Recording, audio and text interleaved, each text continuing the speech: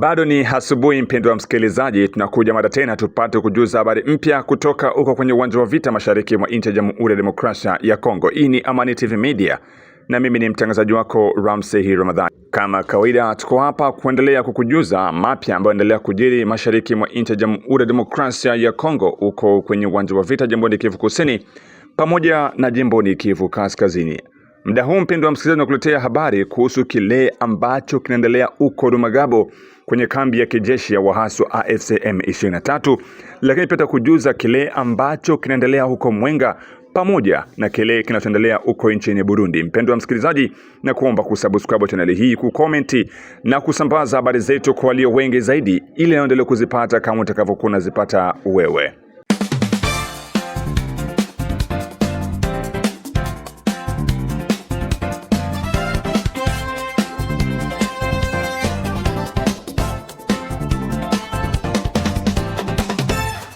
Naam, kwanza kabisa msikilizaji, nasema shukrani za dhati kwa kuweza kutuchagua kwa moja kati ya kituo chako bora ambao kinakuletea habari kutoka mashariki mwa nchi ya Jamhuri ya Demokrasia ya Kongo. Habari hizi unazipata moja kwa moja kupitia mtandao wa YouTube ukiandika Amani TV Media. Hapo utakuwa unajiunga nasi, lakini uko Shabunda unatunasa vema kupitia Radio Mutula FM. Kabla hatujajelekeza huko Rumangabo, tupate kukujuza kile ambacho kinaendelea huko ambako waasi wamesambaratika. Moja kwa moja tuanzie kwanza taarifa zetu za habari na habari kutoka huko tarafani Mwenga, ambako waasi wa M23 waliokuwa wakijaribu kufungua njia kuelekea Mwenga waliangukia kwenye mtego wa vikosi vya wazalendo wa PAPCO, kundi linaloongozwa naye Kamanda Nyakiriba Matebura Daniel. Kwa mujibu wa taarifa kutoka Mwenga, wazalendo wa PAPCO wamefanikiwa kuwakamata mateka kadhaa wa M23 katika operation iliyofanyika tarehe 3 na tarehe 4. Katika picha na video zilizotolewa, wazalendo hao wameonekana wakionyesha hadharani mateka waliokamatwa wakati wa operation hiyo katika eneo la Mwenga. Kutoka Mwenga, Etienne Ngereke ni msemaji wa kundi la PAPCO ambayo inaongozwa naye Kamanda Nyakiriba Daniel, anatambulisha mateka hao. Hebu hapa uwasikilize. Mimi ni msemaji wa kundi la PAPCO, ni kundi la kijeshi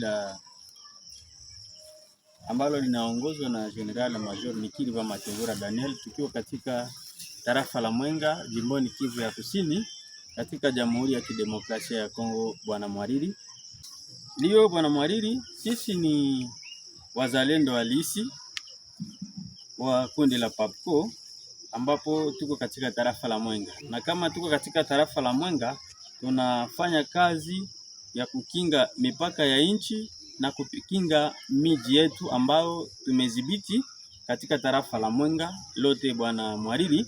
Na kama unaona hawa vijana ambao tuko nao hapa ni mateka ambao wametekwa nyara na majeshi ya PAPCO katika mkoa mdogo wa Kigogo katika shefri ya Lwindi mu territoire ya Mwenga. Bwana journalist, walikuwa ni mwanajeshi wa M23 wa AFC M23 ambapo walikuja walitamani wateke mji wa Mwenga, na wakati walikuta majeshi ya PAPCO walikuwa ni majeshi halisi, wameshikwa, na hivi wameshikwa ndio maana tumekuwa nao hapa kwa kuonesha taifa ambalo tunalitetea, kusema kama tuko na piganisha, na hivi tuko tunapiganisha kwa kusaidia na kwa kutetea hii taifa. Ndio maana matunda unaendelea kuiona kila itwao leo.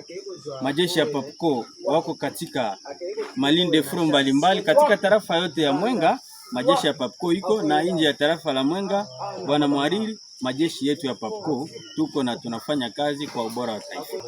Bwana Mwariri, unajua kama sisi ni wazalendo na tuko wazalendo halisi, na hivi sisi ni wazalendo halisi.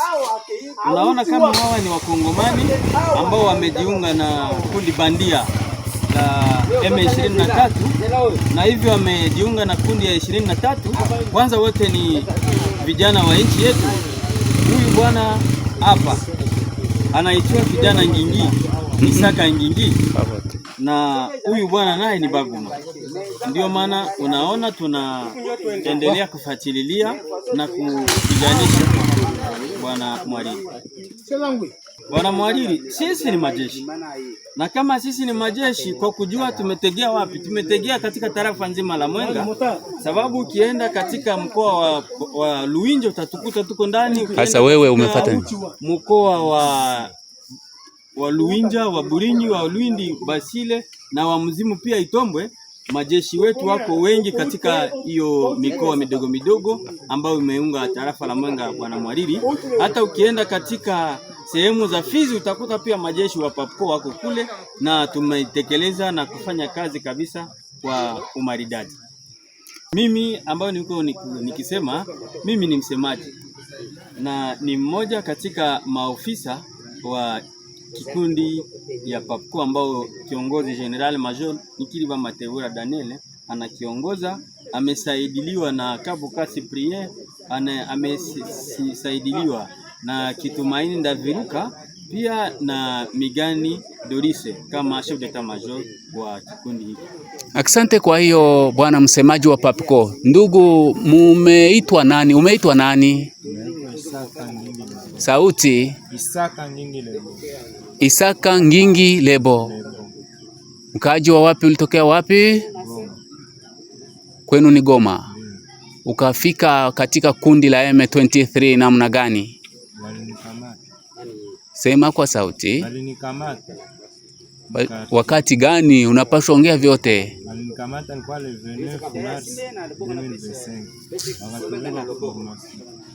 Nawe ndugu? Na sasa tujielekeze moja kwa moja huko Rumangabo, mpendwa msikilizaji, tupate kujua ni kipi ambacho kinaendelea huko kwenye kambi ya wahasi wa M23.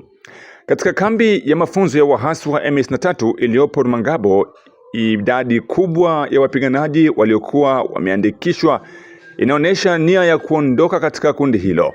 Tukio hilo limetokea baada ya kiongozi wa vikosi wa waasi hao Sultani Makenga kutangaza hadharani kuwa anaruhusu mwanachama yoyote wa M23 anayetaka kuachana na uasi huo kufanya hivyo bila kushurutishwa wala kuadhibiwa. Kwa mujibu wa vyanzo vilivyopo Rumangabo, mara baada ya tangazo hilo kutolewa, wapiganaji wengi waliinua mikono yao juu kama unavyotazama kwenye picha hapo, mpendwa msikilizaji, kuonesha wazi kuwa wako tayari kuachana kabisa na uasi wa kundi hilo la M23 na kujiunga na jeshi la Jamhuri ya Demokrasia ya Kongo FARDC. Hatua hiyo inaashiria hali ya kuvunjika moyo na kupungua kwa mshikamano miongoni mwa wapiganaji wa M23, hasa kwa wale waliolazimishwa au kudanganywa kujiunga na uasi huo. Wachambuzi wa masuala ya usalama wanaeleza kuwa hali hii inaweza kuwa pigo kubwa kwa uongozi wa M23 na ishara ya kurejesha amani ya wapiganaji hao wa serikali halali ya nchi ya DRC. Tukio hili linaendelea kuzua mjadala kuhusu mustakabali wa wahasi wa M23 na juhudi za kurejesha amani katika eneo la mashariki mwa nchi ya Jamhuri ya Demokrasia ya Kongo. Hivyo mpendwa msikilizaji, upande wa wahasi wa M23 mambo yametingizika kabisa kutokana na idadi kubwa ya wapiganaji ametangaza zarani kuondoka na kuachana chama hicho. Hiyo ni baada ya amri kutolewa na kiongozi wa Sultani Makenga kusema kwamba yeyote ambaye anataka kuachana na uasi huo aweze kupandisha kidole yake juu. Inawezekana kwamba ilikuwa ni moja kati ya jaribu kutizama wangapi ambao wanapenda kusalia katika kundi hilo, lakini alipotangaza tu kwamba yeyote ambaye anahitaji kuondoka katika kundi la M23 apanishe mkono juu, Sultani Makenga aliweza kushangazwa na tukio ambalo makamanda wote waliweza kuinua mikono juu kuonesha kwamba na wote hawataki kusalia katika kundi hilo la M23. Hayo ndio yale ambayo yanaendelea huko Rumangabo, mpendwa msikilizaji, lakini sasa pia jielekeze huko Burundi tupate kujuza ni kipi ambacho kinaendelea Burundi pia.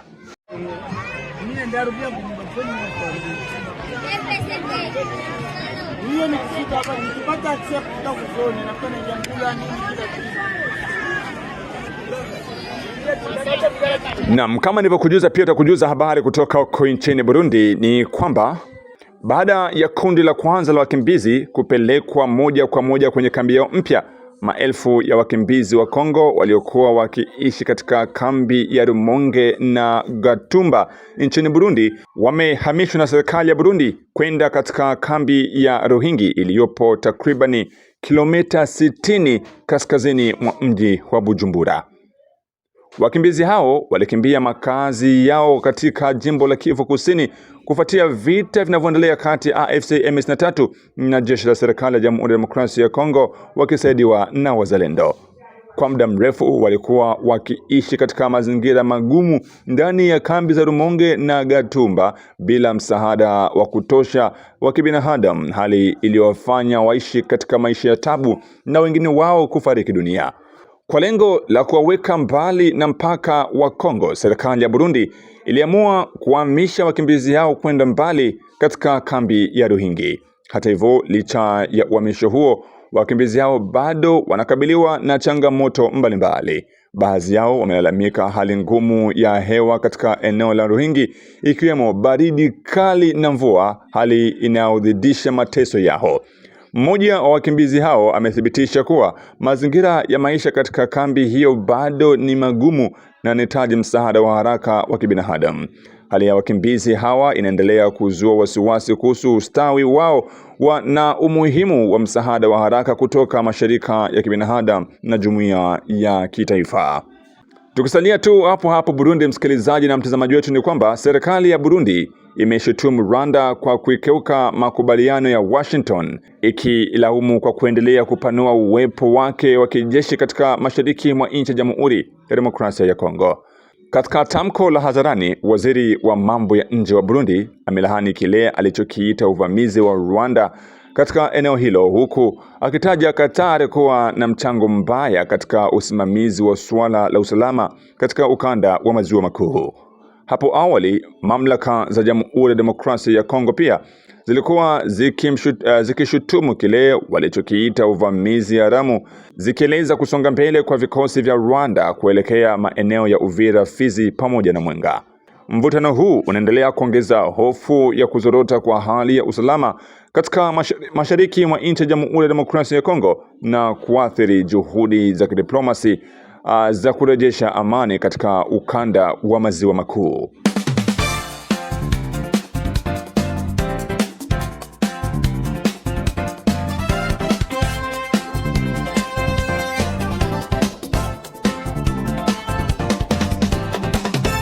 Mpendwa msikilizaji na mtazamaji wetu, hapo ndipo tunaweka nukta katika habari zetu za asubuhi ya leo, tarehe 5 Januari mwaka wa 2026. Mimi ni mtangazaji wako Ramsi Ramadhani, na hii ni channel yako Amani TV Media, na kusubscribe, kucomment na kushare ili uwe kwanza kunapata habari zetu za kila saa, habari ambazo zinatoka kwenye vyanzo vyenye kuaminika. Tuko hapa kukuletea za ukweli na za uhakika kutoka mashariki mwa DRC, huko kwenye uwanja wa vita, na kuwa nami tena katika habari zetu za hapo baadaye. Bye bye.